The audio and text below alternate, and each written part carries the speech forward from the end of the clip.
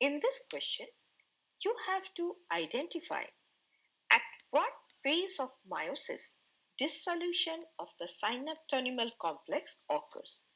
Option A, diplotin. The synaptonymal complex begins to dissolve during the diplotin stage of prophase 1 in meiosis, and this allows the homologous chromosome to start separating, but they remain connected at the chiasmata where crossing over has occurred. Hence, this is the correct option. Option B, leptotin. This is incorrect.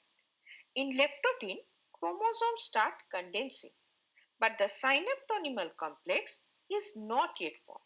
So the question of dissolution does not arise. Option C, pakitin. This is also incorrect. In pakitin, the synaptonymal complex is fully formed and crossing over or the genetic recombination occurs. Option D, zygotin. This is also incorrect.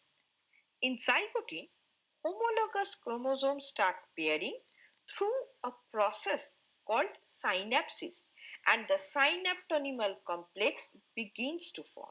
So the question of dissolution at this stage does not arise.